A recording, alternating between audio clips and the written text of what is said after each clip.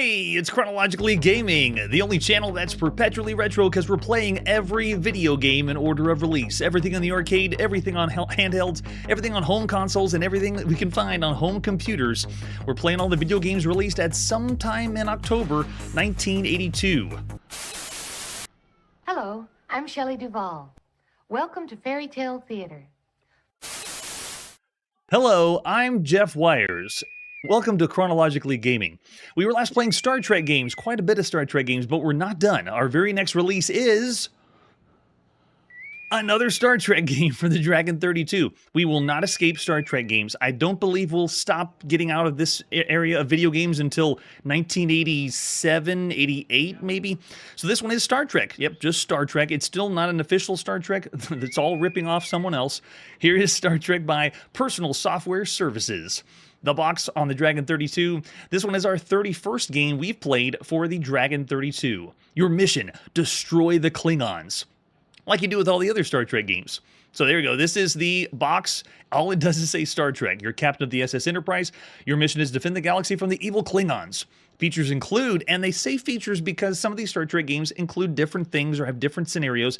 This one has battle computer, photon torpedoes, phasers, warp drive, impulse engines, and all that we got from the mainframe version from 1971. So it doesn't really tell us anything totally new involving Star Trek strategy games.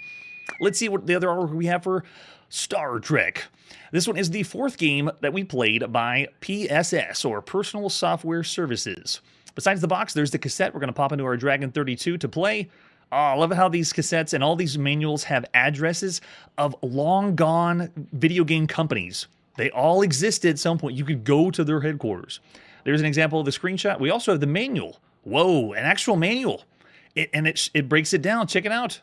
Yes, it's a popular Star Trek game, and they mean the strategy game, not just the series. But you can come into the SS Enterprise during the war with the evil Klingons. You're told the Empire has been invaded, and it's your mission to destroy the enemy vessels in your assigned sector before stardate 2200. So it explains this program on how to load. We got the gist of how to load. It shows us our status with the 0 key, the different alert statuses, green, yellow, and red. And then at the top up there, you can see engineering will break down whatever's broken on your ship because you will have things busted up quite a bit. Yes, we're back. Thanks so much, everyone, for joining us on Chronologically Gaming.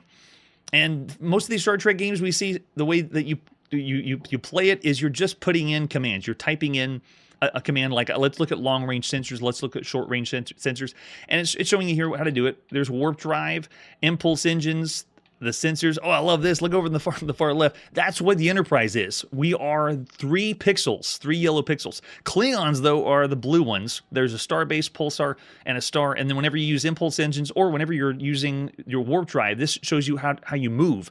You use 8 different numbers to move around. You have the phasers, photon torpedoes, Empire headquarters. Love the manual. I don't think we saw an actual scan of the manual for the Star Trek games we played in the last episode. This one marks our 59th game we played that's a Star Trek game. And not this show, I'm talking Star Trek strategy games. Let's pop in and play Star Trek by Personal Software Services at sometime in October 1982. Sometime in October. This was also available on the ZX81, but I couldn't find that one. So we lost out on one Star Trek game that we could play. All right, so to load this up, you just do a quick command, and we are not waiting for the cassette to load. So we fast forward, not giving you the actual 1982 experience here. We would be here all day. Yes, right? Maybe that was part of the first season if they put it that way.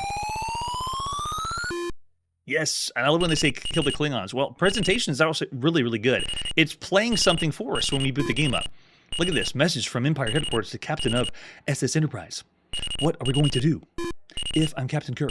Your mission is defeat the Klingon warships in this sector. Condition green means it's good. And you can see the stardate is ticking down as we're warping. I believe, yeah, we're warping into deep space to go take care of the Klingons. Failure to do so could become a danger to the whole Empire. Scotty the Captain, what action level? Oh, so we get to pick what kind of difficulty level we want. Let's go with, right down the middle, let's go with 5. That way we won't die too fast, but we know we're going to die. So thanks to the manual, we know that's the Enterprise right there. And it also shows us at the very, very top right what quadrant we're in. And every Star Trek game does this. This is really, really nice, though. The presentation started with a little cutscene, and then they're giving us all the commands. They're all here, what to do. So if I want to do, for example, long-range sensors, I just type 3, and then there we go. We get a long-range scan. All the Ks or where the Klingons are located, and it says, well, warp drive, sir, yes or no. And if we say yes, then we can go to the quadrant we want. Let's see, where's a Klingon at? Looks like no Klingons there. I see maybe 6-2 has a lot. Let's try that one. So let's say yes. Let's warp. Yeah, we're going into the void, Marshall. Check off here. Where to, Captain? So we want to go 502. And then we want to warp 8. Engage. So we're sending the commands to play the game, and that's how this strategy game works. There's some of these versions or strategy games that are real-time. Some of these are turn-based. I believe this one is turn-based. Yeah, so no Klingons are going to be attacking us like we saw in the other ones. But I really like the presentation for this one. It's colorful. It's flashy. It's on the Dragon 32. If you had this, this would be probably the best way to play Star Trek on your Dragon 32 right now.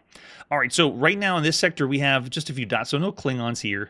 All right, I guess I warped to the wrong one. All right, so let's try, again, long-range scan. And every time we do this, it is using power. And if you run out of power, then the game's over. So you want to be able to utilize the best power you can, you know, for shields, phasers, and so forth. Okay, so warp drive, yes, we want to warp. And this time, let's try to go to, let's try 02. I'm still not seeing any Klingons in this sector. Long-range scan, so we'll say no. No long-range sensor. I really want to shoot at somebody. Every time you play the game, it is random. So the playtests I've done, they've had sometimes Klingons show up, sometimes they don't. All right, so let's go ahead and go to short-range scan. Do we have anything in this sector? Or is this it? Yeah, what we're seeing in our viewpoint is the short-range scan. And then if we want to, can we do red alert? Condition 3. Yes, go. Klingons 32. Oh, okay. Oh, the alert, I guess, was just our current status. I thought I said alert, not 0. All right, so let's go warp drive. Where to? Let's try 201. And warp 8. Use all the power. Oh, yep. Nope. We haven't. We don't have enough energy for that. We can't warp that fast. All right, let's try it again. See, you have to be able to use your energy correctly. Where to? 201. And let's go, I guess, warp 2. Engage. There we go. Yes, isn't that amazing? Someone made a game from 1971 on mainframe, and it was copied and copied. This is the 59th game we played. That's Star Trek games based on that, and it's all strategy war games. It's incredible. All right, so short-range scan has nothing. Still no Klingons. Present score, yeah, so we're already running out of energy pretty quick. But I want to stop there. Even though we didn't get as I break the game, even though we didn't get any Klingons to fight, this one is still a very impressive Star Trek game, but there's so many more that are out there. This is almost as good as, I'd say, Star Trek 3 that we played for the Coco, but it's not as good as Video Trek 88 that you could be playing on MS-DOS or IBM PC games. So of all the games you could be playing right now across all home computers, this is still a very good game, still a valid game. And like I said, this is the best way you could play it on the Dragon 32. If you had that home computer, we rate these games across all home computers. So across all home computers, would you say this is a broken game? You'd be around the 1-star range. Do you tell yourself this would be a bad game? Then you're around the 2-star range. If you tell yourself this is pretty average for all the games you could play, and I could understand it's Star Trek, it's pretty average, you could say they're around the 3-star range. If you think it's above average or a good game, excellent game, then you're somewhere around the 4-star range. And then if you say this is one of the best games you could play across all home computers right now in October 1982, then you'd be somewhere in the 5-star range. I'm going to go with all the games you could play right now, 3.5 stars for Star Trek. Very well done for Star Trek. You'd have a lot of fun with this one, and it's a good strategy game too. Look in the chat. I see average 3 stars and even subpar considering the other games that you could play up to this point. All right, let's see what our next game is. Next, we're going to play on our Sinclair ZX Spectrum. This is Star Warrior. Let's check out Star Warrior. Here's the box. Oh, something new for the ZX Spectrum. Have not seen this box before. This game should not be confused with the Star Quest series that we saw in Epix. They had a game called Star Warrior. This is a totally different game than that one. So of all the games we played so far on the ZX Spectrum, this is our 110th ZX Spectrum game. And bear in mind, this system came out in April this year in 1982. And we've already played 110 games on it. This is the very first time we've seen Visions, the very first game. And there you go in the bottom right by John Edwards for any ZX Spectrum, depending on what memory you have. The front of the box is really, really nice. It still is sci-fi, spacey. We got some flashing lights, but it's unique. Very good Visions. I like it. And it is a cassette box. What other artwork do we have for Star Warrior? Oh, you flip over the back, it shows you more info. There you go, some other things like, oh man, joystick option. That's a really cool one for the ZX Spectrum. Underground Catacombs. 5 different types of aliens. Meteor shower. Wait a second. So maybe there's other game modes in this one. That's pretty cool. Yeah, here we go. Trouble with modern spacecraft is they tend to be restocked with booster crystals every so often. If you wait, what? It's not explaining the game. Maybe it's giving us lore. Now the crystals are not a problem. Obtaining them is.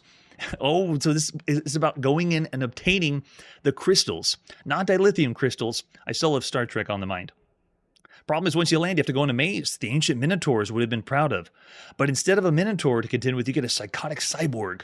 He's a legend to come to life. One that shoots back no less. Did I say shoot back? Forget that. I meant shoots at you. John, did you write the back of this? That's pretty funny as far as lore goes. There's our cassette that we're going to pop in our ZX Spectrum to play. Oh, man. With an example of the screenshot. Yeah, Psycho the Cyborg does sound awesome.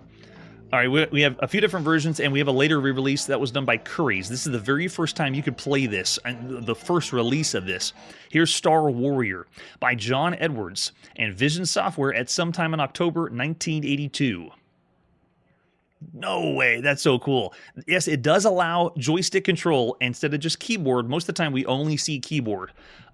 This one is, I believe, the very first time that the Kingston joystick would be available on this home computer. Ready, set, joystick.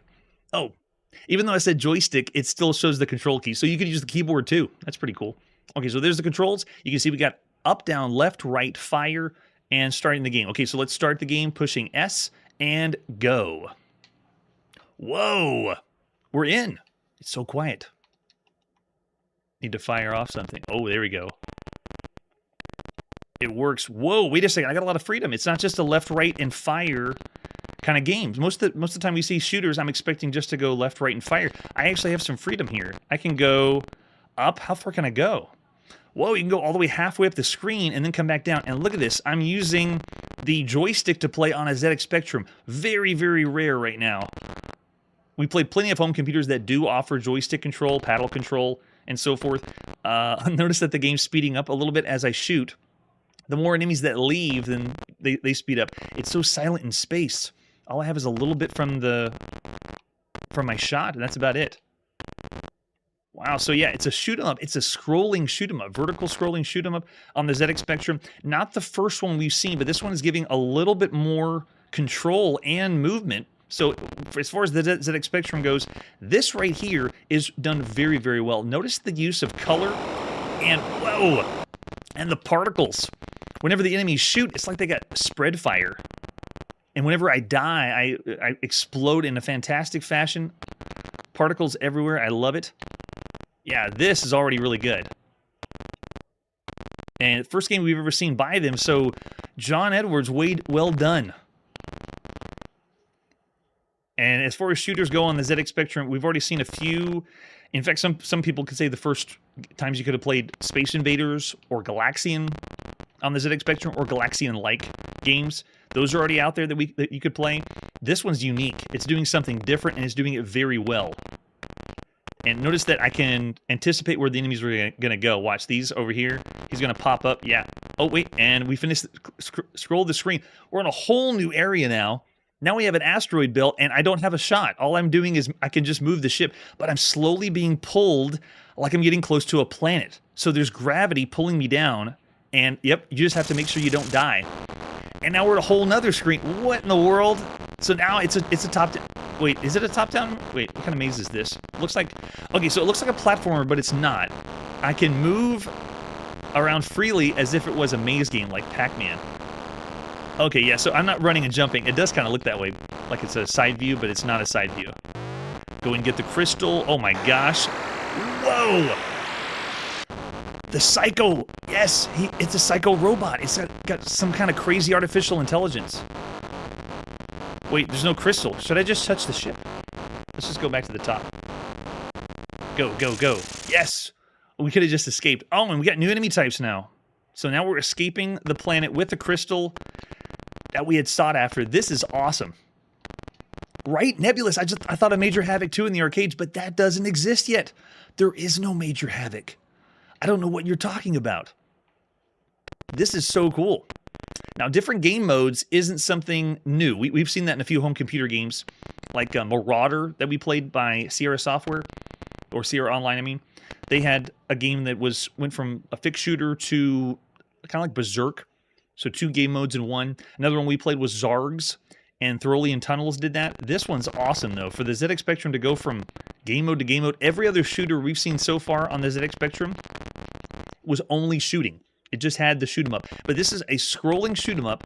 I want to see, does it go any further than this? Like after I clear out these enemies. What happens next? So it's a shoot 'em up and an arcade maze game. It was looking like it was a platformer because it was turned on its side, but it wasn't a platformer. I was moving around like a top-down maze, but they just made your sprite look a little side view.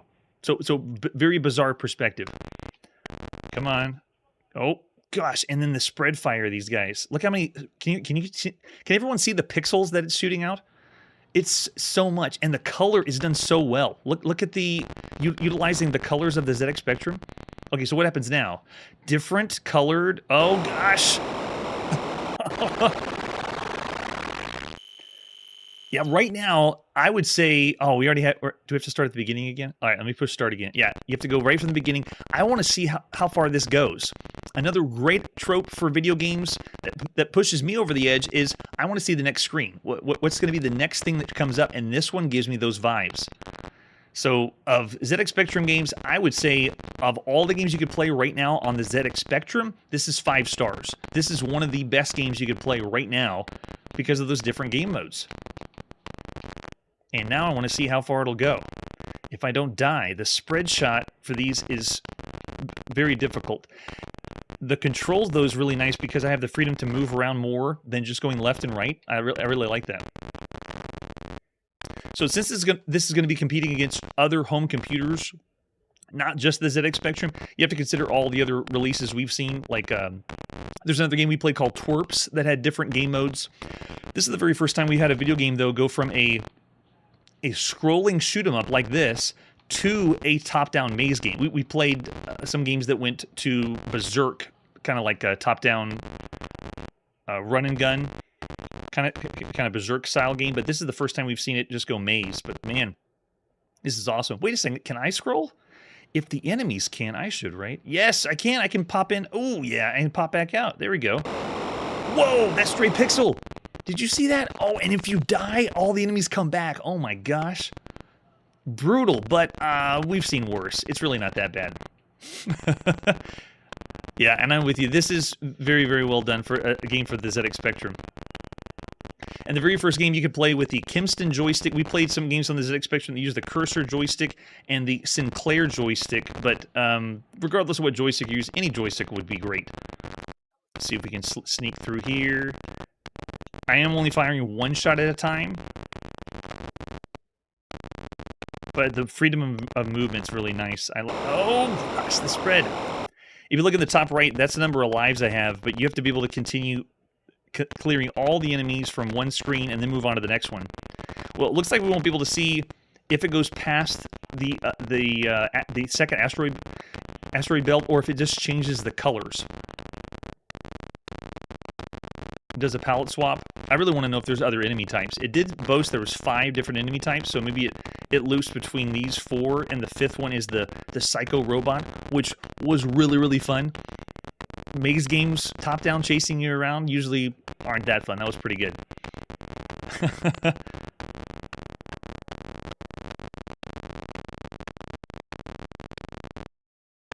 And being the first game that Visions ever did, this is really nice. So I can anticipate you're going to go off that side of the screen. You're coming back. I'm going to get you. And the game does a little bit of a speed up. Kind of reminds me of Space Invaders when the enemies leave the screen, then the game gets faster and faster. That's what it's doing here. Oh, I got to get away from the walls. That's so dangerous. Nope. Get away. Nice and easy. I'm just floating along, letting it fall. I'm not doing anything. It's just the gravity's pulling me in. Then you make it to the maze area. Let's get away from the psycho robot. Oh my gosh. Get the crystal and get out. Oh man, that is so intense. And it throws you off for a second because I believe that's the very first top-down maze game where your character is turned on their side like a platformer. We have not seen that. So it feels bizarre at first. You feel like you should be running and jumping, but you can't. That would have been nuts, though. If we played a scrolling shoot-'em-up and then it changes from that into a arcade platformer like Donkey Kong. That would be nuts. Now the bullets that are firing off here, there's some stray ones because it's spread fire, so it's a little hard to see, especially when they blend in with the stars in the background. Okay, we got one ship left. We can do it. Let's see what the next one is after this. Oh gosh, you see that? It is so tight. Okay, here we go. Nice and easy. Looks like they didn't change all the colors. You got to be... See, I'm constantly being pulled down, so you got to think... No! Oh, look at the artifact. It changed the color on the side a little bit. All right, that's fun. So there you go. Star Warrior for the Sinclair ZX Spectrum. A very, very well-done game of all the games you could be playing right now across all home computers. Now, Sinclair ZX Spectrum, 5 stars. Of all the games you could play across all home computers, because we haven't seen this game mode, I would have said around 3.5, you know? But because going from 3 different game modes, and they switch up the gameplay for something a little fresh or new, I'm going to go 4 stars. So 4 stars for Star Warrior. And a really good showing on the ZX Spectrum. Man, across all home computers, that's awesome. All right, after that, let's see what's next. All right, coming up next is the TRS-80 Color Computer. Let's play some Starfire. Starfire. I've heard that one before. Starfire. Oh, that's right. This shouldn't be confused with Starfire that we saw in the arcades by not by Epix. That we saw in the arcades by Exidy. So we played a game that was called Starfire, and it looked just like Star Wars. So this is a completely different Starfire. And oh man, they did it with it's the same company that did Donkey Monkey. I love that one. That's awesome. All right, so this one is our 150th game we played on the TRS-80 Color Computer. Congratulations. The Coco has 150 games that are out there. And there's an example of the screenshot, and that's all we have. That's it. Congratulations. The Coco has 150 games. And we have a homebrew manual. So there's our controls. I believe this is from Curtis. Thanks so much, Curtis, telling us how to play the game. Move the ship up and down, forward, change directions, phaser, smart bomb, and hyperspace. Ready, set, got it. Let's pop in some Starfire and play. This is by Harvey Brofman, published by Intel Electronics at some time in October 1982. All right, so load. I believe it's machine language. Oh, wait, star. Delete. No. Did I already lose it? Why isn't it deleting? Oh, I think I know why. I remember. We'll try it again. Coming at us again. Make sure we type in correctly because I put some hotkeys in so I'd be able to play the game smoothly. Ready? Nice and easy now. You want to do load machine language Starfire. There. Nice and easy now. The only other game we've played by Intel Electronics at this point was Donkey Monkey. And so this one is the second one by Harvey Brofman. Here we go.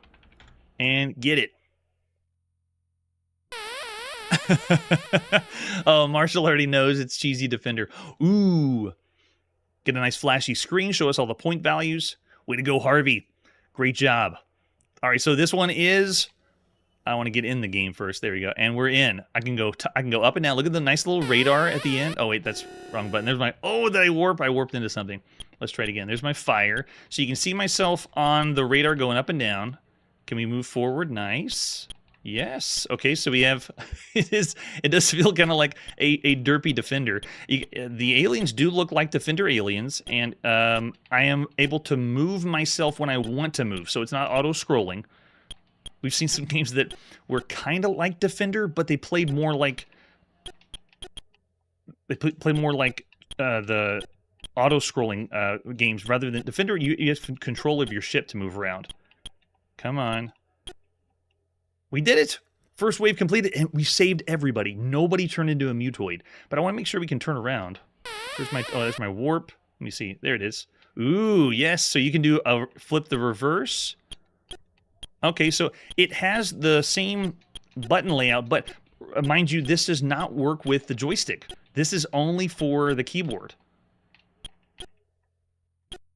So you got to whip the keyboard out on your Coco to play this one. Oh. Taking them? Do I gotta save them, or do they die? They do die. You have to save them. Oh, that's really hard to try to save them with this. Now the controls, because it's keyboard only, and it's already a little bit slower or lower than we would have seen for other games. Oh, that's true. No, we can't shoot the humanoids. See, it only lets me go that far down.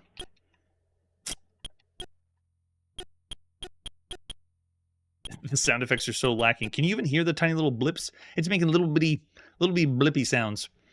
We're going wave by wave, though, and it's working all right. Radar at the top really doesn't scroll with us either. Notice that as I wrap around the screen, then it wraps around with us. So you can already see the Defender, the Defender-ish version of this. This is the 34th game we played that is a variant of Defender. Not to be confused with official Defender games. This is all 34 games that play pretty much like Defender, or pretty close. That's a lot, and that's across all platforms. Can we go in again? Yes, go. All right, so we also have, yes, we also have the clear all hyperspace bomb. Don't forget those. Yes, minimal is a good way to put it, L. Curtis B. Go, go, go. It's just little bitty blips and bloops. So if you've ever played Defender in the arcades, I highly recommend it.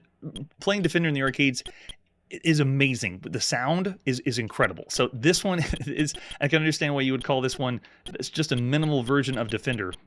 At this point, of those 34 games we played like Defender, this is the 4th game we've played that's like Defender for the TRS-80 color computer alone. So the other ones we played were Offender, Protectors, and Avenger. I still give Offender the nod as the best way to play Defender right now on your TRS-80 color computer. This one, I'm kind of in the range of saying it's average for all the games you could be playing across all home computers. Oh, another game over. It does include all the controls, and it's not trying to be a scramble game. It's actual Defender. You can move around. Yeah, it's lacking a little something, but it still would be fun and enjoyable. The reason why it doesn't get higher marks of the other games we played out there are other Defender-like games. Keyboard only, too. So, yeah, I can't give it that.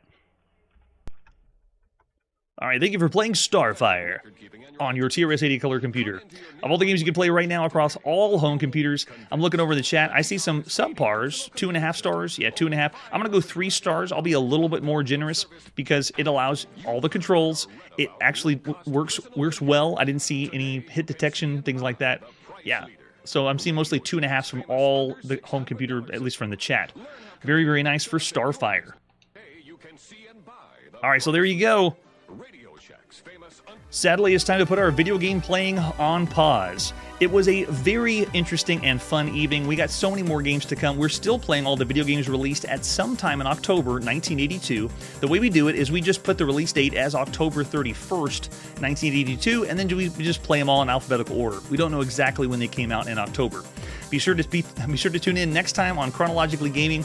We're going to have the weirdest, wackiest day in October 1982, and we're going to play some of the strangest games that we've ever seen on the show. That's it for today, and like I always say, what are you gaming on?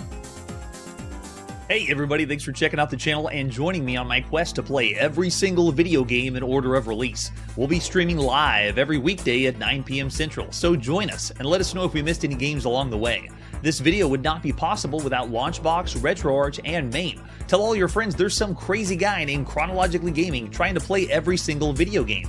We have links down below that'll send you to places like our Discord and Patreon, and one that says all the video games we've ever played. If you go there, it's a list of everything, and you can click right to the game you want to see. Chronologically Gaming is the name to look for. We are perpetually retro, and we will catch you next time.